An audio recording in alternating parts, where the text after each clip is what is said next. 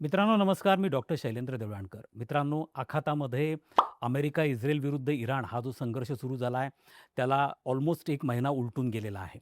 आता सगळ्या जगामध्ये एक कळीचा प्रश्न जो विचारला जातोय, तो म्हणजे आता हा संघर्ष सुटणार की हा संघर्ष चिघळत जाणार?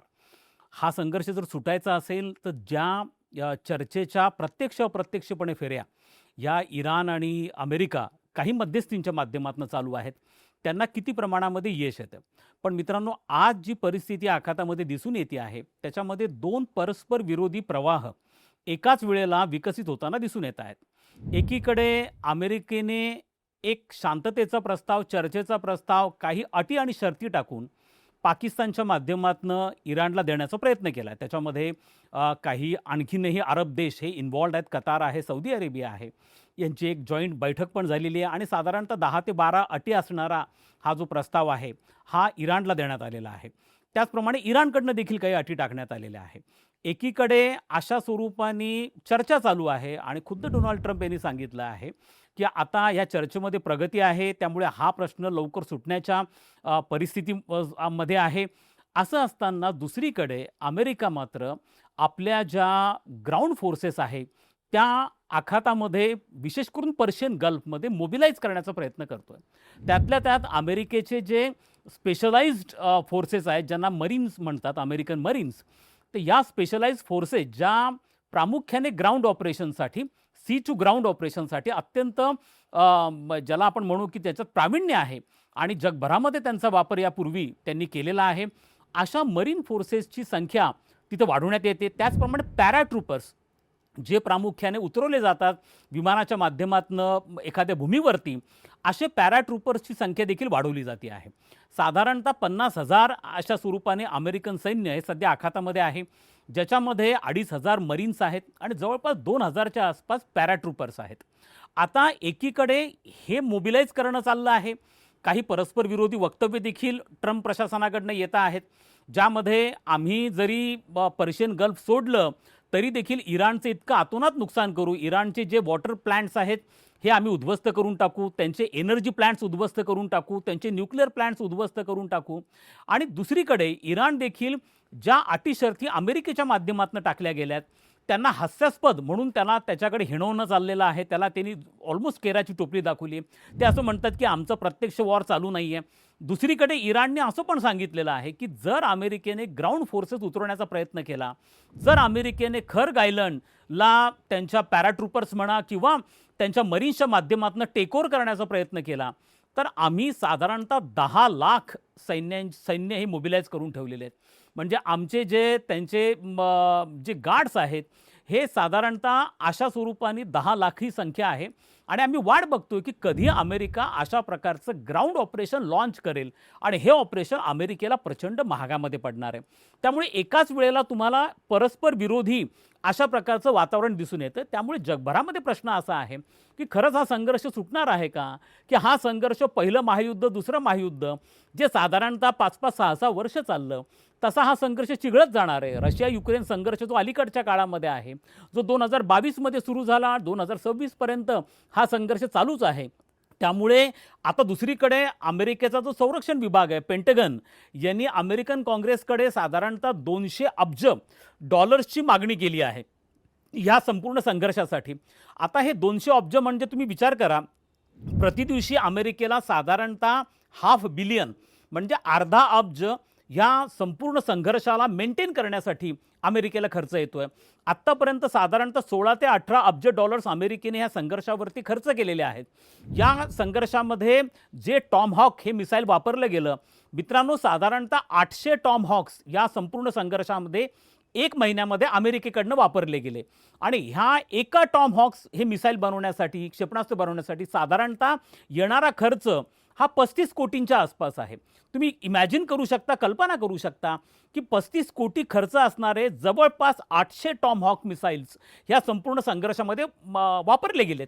खरं तर टॉमहॉक्सचं प्रोडक्शन जे आहे ते करण्याची क्षमता जी अमेरिकेकडे आहे, तर प्रतिवर्षी साधारणतः 200 ते 250 टॉमहॉक मिसाईले तयार केले जातात.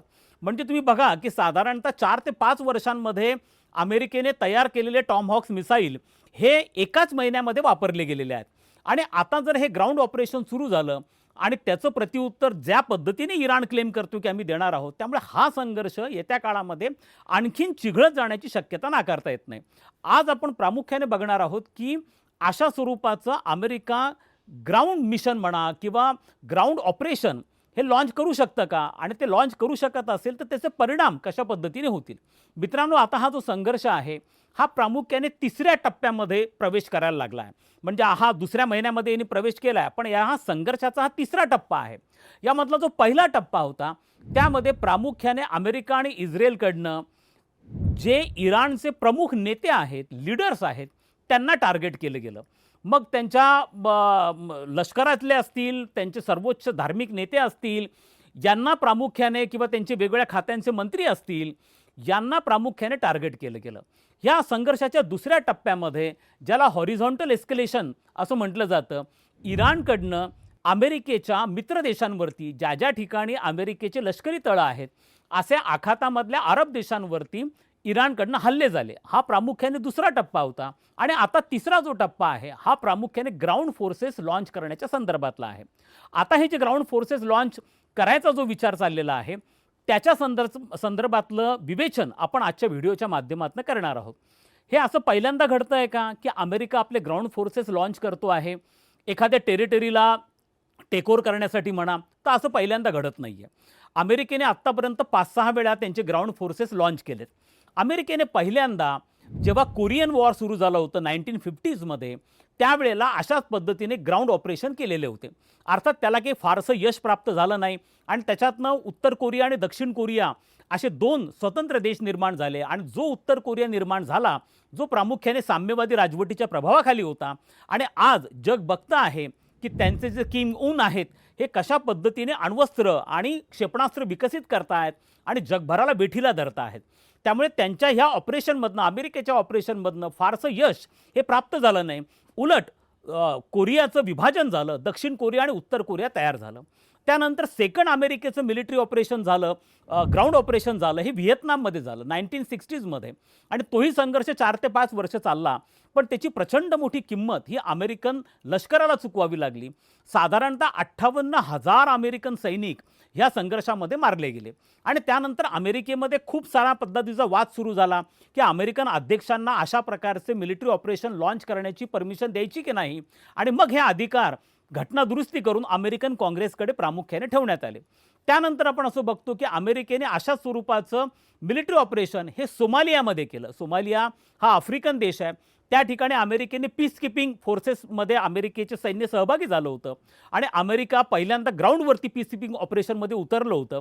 आणि सोमालियामध्ये देखील साधारणतः 22 अमेरिकन सैनिक हे मारले गेले होते. त्यानंतर अमेरिकेने आपलं सैन्य जे उतरवलं ग्राउंड ऑपरेशनच्या माध्यमातून, ते अफगाणिस्तानमध्ये उतरवलं. आणि अफगाणिस्तानमध्ये अमेरिकन सैन्य साधारणतः 20 वर्ष राहिलं. 2001मध्ये अमेरिकेने मिलिटरी ऑपरेशन केलं अफगाणिस्तानमध्ये. तिथलं जे तालिबान शासन होतं त्यांना संपुष्टात आणण्यात आलं आणि त्याची सत्तासूत्र ही एका जरी टेम्पररी गव्हर्नमेंटकडे आली असली तरी अमेरिका सगळ्या गोष्टी निर्धारित करत होता. आणि अमेरिकन सैन्य हे 2021पर्यंत अफगाणिस्तानमध्ये होतं. अर्थात त्यातनं काही फारसं अचीव झालं असं आपल्याला म्हणता येणार नाही, कारण पुन्हा एकदा तालिबान शासन त्या ठिकाणी आलं आहे. दरम्यानच्या काळात 2003मध्ये त्यांनी पुन्हा एकदा इराकमध्ये मिलिटरी ऑपरेशन केलं आणि आपलं सैन्य त्या ठिकाणी घुसवलं होतं. आणि त्या ठिकाणी सद्दाम हुसेनची राजवट ही संपुष्टात आणण्यात आली. पण त्यानंतरही इराणमध्ये शांतता निर्माण झाली आहे किंवा स्थिर शासन निर्माण झालं आहे अशा प्रकारची परिस्थिती नव्हती. अर्थात आपण हे सगळे ऑपरेशन नंतर आता अमेरिका विचार करतोय तो इराणमध्ये अशाच प्रकारचं ग्राउंड ऑपरेशन लॉन्च करण्याचा. पण जर तुम्ही इराणमधल्या ग्राउंड ऑपरेशनची तुलना इतर इतिहासामध्ये अमेरिकेने जे ग्राउंड ऑपरेशन्स केलेले होते त्याची जर केली तर साधारणतः तुम्हाला असं दिसून येईल की अमेरिकेने अफगाणिस्तानमध्ये 2.5 लाख सैन्य उतरवलं होतं. अमेरिकेने अफगाणिस्तान आणि इराकमध्ये साधारणतः 2 लाखांपेक्षा जास्त सैन्य हे उतरवलेलं होतं. आणि आता इराणच्या बाबतीमध्ये जर विचार केला तर अमेरिकेचं सध्या आखातामधली जी स्ट्रेंथ आहे ग्राउंड फोर्सेसची 50,000च्या आसपास आहे. म्हणजे जर याची तुलना तुम्ही व्हिएतनामबरोबर केली, इराकबरोबर केली आणि अफगाणिस्तानबरोबर केली तर त्याच्या तुलनेमध्ये अमेरिकेचं सैन्य हे खूपच कमी आहे. ऑलमोस्ट 1/4 एवढ्या प्रकारचं सैन्य सध्या आखातामध्ये अमेरिकेचं आहे. आणि ज्याचा उल्लेख मी केला की त्याच्यात पॅराट्रुपर्स पण आहेत आणि त्याच्यामध्ये काही मरीन्स पण आहेत.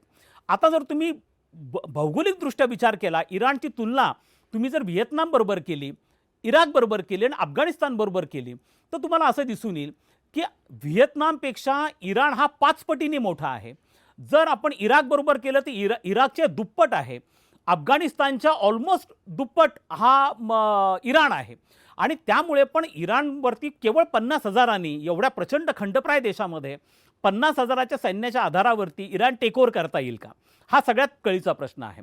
दुसरा, जर अमेरिकेचे पूर्वीचे ऑपरेशन्स आणि या ऑपरेशनमधला आणखीन एक गुणात्मक फरक असा आहे की ज्या वेळेला अमेरिकेने ऑपरेशन्स केले, जर तुलनात्मकदृष्ट्या आपण विचार केला, तर तुम्हाला असं दिसून येईल की अमेरिकेने अफगाणिस्तानमध्ये जेव्हा ऑपरेशन केलं आणि इराकमध्ये केलं, त्यावेळेला तिथं सत्तांतर घडून आलेलं होतं. म्हणजे 2001 मध्ये तिथं तालिबान शासन होतं, ते संपुष्टात आणलं गेलं होतं. 2003 मध्ये तिथं सद्दाम हुसेनची इराकमध्ये राजवट होती, त्याला पण संपवण्यात आलेलं होतं. आणि त्यानंतर हे मिलिटरी ऑपरेशन अमेरिकेचं कंटिन्यू राहिलेलं होतं. मात्र इराणमध्ये तसं नाही आहे. इराणमध्ये अजूनही सत्तांतर घडलेलं नाही आहे. हे सगळ्यात महत्त्वाची फरक लक्षात घ्या, जो इराक, अफगाणिस्तानमध्ये आणि इराणमध्ये आहे. इराणमधली धार्मिक राजवट जी आहे ती अजूनही चालू आहे. आणि आता ज्याच्यामध्ये आयातुल्ला नवीन त्यांचे जे खोमेनी आलेले, खामेनींचे सक्सेसर म्हणून जे आलेले आहेत, ते अजूनही मुस्तफा खोमेनी त्यांचं नाव आहे, मुश्तबा म्हणतात त्यांना, तर त्यांना ते अजूनही त्या ठिकाणी आहेत. त्यांची राजवट त्या ठिकाणी आहे, त्यांची धार्मिक काउन्सिल जी आहे ती पण त्या ठिकाणी इंटॅक्ट आहे. त्यामुळे हा दुसरा महत्त्वाचा फरक आहे की तिथं रेजिम चेंज हा अजून इराणमध्ये झाला नाही, जो पूर्वी झालेला होता. इराकमध्ये पण झालेला होता आणि अफगाणिस्तानमध्ये झालेला होता. तिसरा जर बघितलं तर टेरेन, म्हणजे तुम्ही एकूणच भौगोलिक रचना जर इराणची पाहिली, तर इराणमध्ये हा खरं तर पर्वतीय अशा स्वरूपाचा देश आहे. जर तुम्ही इराणमध्ये प्रवेश करायचा असेल तर तुम्हाला साधारणतः 2 मार्ग आहेत. एक आहे टर्कीच्या माध्यमातून आणि दुसरा आहे इराकच्या माध्यमातून. या दोन्हीच्या माध्यमातून जर तुम्ही करायचं झालं तर त्या ठिकाणी ज्या पर्वतरांगा आहेत प्रामुख्याने, त्या पर्वतरांगा ह्या सगळ्यात मोठा अडथळा आहेत. त्यामुळे तिथला जो टेरेन आहे हा ऑलमोस्ट अफगाणिस्तानसारखा माउंटेन टेरेन आहे.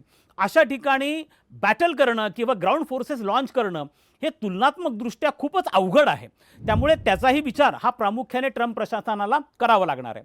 आता तिसरा एक महत्त्वाचा फरक मी आपल्याला सांगतो की ज्या वेळेला अमेरिकेने अफगाणिस्तानमध्ये मिलिटरी ऑपरेशन केलं होतं किंवा इराकमध्ये मिलिटरी ऑपरेशन केलं होतं, त्यावेळेला अमेरिकन जनतेचा त्यांना पूर्ण समर्थन होतं. म्हणजे ज्या वेळेला त्यांनी इराकमध्ये मिलिटरी ऑपरेशन केलं तेव्हा 72% जनता, अमेरिकन जनता ही अमेरिकन अध्यक्षांच्या पाठीशी होती आणि त्यांना ह्या निर्णयाला त्यांचा पाठिंबा होता. त्यानंतर जे त्यांनी अफगाणिस्तानमध्ये ऑपरेशन केलं होतं त्याला देखील अशा स्वरूपाचं, इराक आणि अफगाणिस्तानमध्ये, कारण हे दोन्ही ऑपरेशन्स अमेरिकेवरती जो 9/11चा दहशतवादी हल्ला झाला त्यानंतर हे 2 ऑपरेशन सुरू करण्यात आले होते. त्यामुळे जवळपास 70% जास्त जनता ही ह्या ऑपरेशनच्या फेवरमध्ये होती, त्याला पाठिंबा देणारी होती आणि त्याचा फायदा हा तत्कालीन अमेरिकन राष्ट्राध्यक्षांना झालेला आहे. मात्र आज तुम्हाला असं दिसून येते की थोडी अमेरिकेची देशांतर्गत परिस्थिती जी आहे ती थोडीशी वेगळी आहे. आजही अमेरिकेमध्ये 66% लोक हे डोनाल्ड ट्रम्प यांच्या ह्या मिलिटरी ऑपरेशनला विरोध करणार आहेत. इव्हन डोनाल्ड ट्रम्पचा जो हार्डकोर सपोर्टर आहे, ज्याला मागा म्हटलं जातं, मेक अमेरिका ग्रेट अगेन, हा जो गट आहे, हा गट देखील अमेरिकेच्या परदेशातल्या मिलिटरी इंटरव्हेन्शनच्या विरोधामध्ये जाणारा आहे. त्यामुळे जर तुम्ही रेटिंगच्या बाबतीमध्ये विचार केला तर साधारणतः या निर्णयामुळे डोनाल्ड ट्रम्प यांची रेटिंग जी आहे ही कमी होऊन 36% येऊन थांबलेली आहे. त्यामुळे हा तिसरा एक महत्त्वाचा गुणात्मक फरक आहे जो अमेरिकेला मिलिटरी ऑपरेशन लॉन्च करताना करावा लागेल. मग जर अशा प्रकारची ॲडव्हर्स पोझिशन असतानाही अमेरिका अशा प्रकारचा निर्णय का घेतो आहे? मग केवळ 50,000वरती तुम्ही इराणला रेजिम चेंज करणं, ग्राउंड फोर्सेस उतरवून किंवा त्या ठिकाणी त्यांचं गव्हर्नमेंट टॉपल करणं किंवा इराण टेकओव्हर करणं हे पॉसिबल आहे का? तर मला असं वाटतं की अमेरिकेचा उद्देश यामध्ये थोडासा वेगळा आहे. अमेरिकेला इराणला टेकओव्हर नाही करायचं आहे, तर अमेरिकेला तिथे एक शॉर्ट ऑपरेशन करायचं आहे. म्हणजे हे 50,000च्या माध्यमातून जसं अमेरिकेने एखादा एअरपोर्ट टेकओव्हर करणं असेल, एखादा आयलंड टेकओव्हर करणं असेल, यासाठी ही 50,000ची फौज मजबूत आहे आणि सफिशियंट आहे. अमेरिकेचा मुख्य उद्देश आहे ते पर्शियन गल्फमधलं जे खर्ग आयलंड आहे, जे प्रामुख्याने इराणच्या तेलाच्या निर्यातीतला, त्याला आपण त्यांचा कणा म्हणू किंवा त्याचा सगळ्यात मुख्य केंद्रबिंदू आहे की इराणकडे आज जवळपास जगातले 20% ऑइल हे इराणकडे आहे. आणि हे 20% जे ऑइल आहे याच्या माध्यमातून इराण अब्जावधी, म्हणजे जवळपास ॲन्युअली $60 बिलियन एवढे इराण पैसे कमवतो. आणि हे सगळा जो ट्रेड होतो हा प्रामुख्याने खर्ग आयलंडवरती होतो. खर्ग आयलंड हे पर्शियन गल्फमधलं एक छोटं आयलंड आहे आणि या आयलंडला जर टेकओव्हर केलं तर मात्र इराणच्या दृष्टिकोनातनं ते प्रचंड चॅलेंजिंग असणार आहे. आणि त्यामुळे अमेरिकेला हे जे छोटे म्हणजे शॉर्ट फोर्सेस आहेत, मरीन्स आहेत किंवा पॅराट्रुपर्स आहेत, ज्याच्या माध्यमातून खर्ग आयलंड त्यांना टेक ओव्हर करायचं. बरं ते का करायचं आहे त्यांना? त्याच्या माध्यमातून अमेरिकेला बार्गेनिंग करायची आहे इराणबरोबर. मग आम्ही खर्ग आयलंड व्हॅकेट करतो, तुम्ही स्टेट ऑफ हार्मुज व्हॅकेट करा. म्हणजे स्टेट ऑफ हार्मुजचा जो ब्लॉकेड तुम्ही केलेला आहे, त्याची नाकेबंदी जी केलेली आहे ती तुम्ही उठवा, आम्ही खर्ग आयलंडवरनं माघार घेऊ. म्हणून एक पद्धतीने अमेरिका ग्राउंड फोर्सेसच्या माध्यमातून एक बार्गेनिंग टूल म्हणून त्याला वापरण्याचा प्रयत्न करतोय, सौदेबाजीचं साधन म्हणून त्याला वापरण्याचा प्रयत्न करतोय. आणि तो देखील अमेरिकेचा या ग्राउंड ऑपरेशन मागचा मुख्य उद्देश आहे. मात्र एक बाब नक्कीच आहे की जर अमेरिकेने अशा प्रकारचं ग्राउंड ऑपरेशन केलं किंवा खर्ग आयलंड टेक ओव्हर केलं तर मात्र हा संघर्ष आणखीन चिघळत जाईल. कारण खर्ग आयलंड हा इराणचा आत्मा आहे आणि तो जर तुम्ही टेक ओव्हर केला तर इराण आणखीन प्रचंड ताकदीने त्याला रिटॅलिएट करू शकतो. आणि ते रिटॅलिएशन जे ऑलरेडी इराणने सांगितलं की आमच्याकडे 10 लाख फोर्सेस आहेत, ग्राउंड फोर्सेस आहेत आणि आम्ही वाट बघतो की अमेरिका कधी ग्राउंड ऑपरेशन करतो. त्यामुळे जग ज्याची वाट बघतंय की हा संघर्ष लवकरात लवकर सुटेल, अशा प्रकारची परिस्थिती निर्माण होणार नाही. जर ग्राउंड फोर्सेस आणि ग्राउंड ऑपरेशन त्या ठिकाणी झालं तर हा संघर्ष भविष्यामध्ये आणखीनही चिघळत जाईल. आणि हा चिघळला तर स्वाभाविकपणे याचा जो परिणाम आहे हा तेलांच्या किमतीवरती होणं, महागाईवरती होणं, अशा स्वरूपाचं होऊन ज्याची भीती साधारणतः वाटत होती की दुसऱ्या महायुद्धानंतर जगाला एका आर्थिक महामंदीचा सामना करावा लागला होता, अशा प्रकारची त्या स्वरूपाची सदृश्य परिस्थिती ही जगामध्ये निर्माण होऊ शकते जर हा संघर्ष दीर्घकाळ चालला. जर एखादं पहिलं महायुद्ध किंवा दुसरं महायुद्ध दीर्घकाळ चाललं, 5-5, 6-6 वर्ष चाललं, तसा हा संघर्ष चिघळत जाऊ शकतो. तुम्ही लक्षात घ्या, मी जसा उल्लेख सुरुवातीला केला की अमेरिकेच्या संरक्षण विभागाने $200 अब्ज अमेरिकन काँग्रेसला या संघर्षासाठी मागितलेले आहेत. याचा जर दिवसाला $500 बिलियन म्हणजे अर्धा अब्ज जर खर्च होत असेल तर साधारणतः 4 महिन्यापर्यंतचं कुमक किंवा आर्थिक सहकार्य हे अमेरिकनच्या संरक्षण विभागाने, अमेरिकेच्या पेंटागॉननी संरक्षण विभागाने अमेरिकन काँग्रेसकडे मागणी केली आहे. याचाच अर्थ असा होतो की हा संघर्ष पुढचे 4-5 महिने चालणार आहे की काय, अशा प्रकारची शंका उपस्थित व्हायला स्वाभाविकपणे वाव आहे. आपल्या सगळ्यांच्या प्रार्थना याच आहेत की हा संघर्ष लवकरात लवकर सुटावा. भारताची पण तीच इच्छा आहे, हा संघर्ष सुटावा, तेलाची पुरवठा साखळी पूर्ववत पदावरती यावी. ऑलरेडी कोविडच्या महामारीमुळे, रशिया युक्रेन संघर्षामुळे जग हे मेटकुटीला आलेलं आहे आणि त्यामुळे जगाला एक रिलीफ मिळावा, आंतरराष्ट्रीय व्यापार हा पूर्वपदावरती यावा, या सगळ्या दृष्टिकोनातून जगाच्या प्रार्थना आहेत. मात्र ग्राउंड लेवलची जी परिस्थिती आहे ही थोडीशी भिन्न दिसती आहे. त्यामुळे अमेरिकेच्या ग्राउंड फोर्सेस या पुढच्या आठवड्यामध्ये निश्चित ही चित्र स्पष्ट होईल की अमेरिका ग्राउंड फोर्सेस त्या ठिकाणी लॉन्च करतोय का. मात्र तसं झालं तर हा संघर्ष स्वाभाविकपणे निश्चितपणे चिघळणार आहे.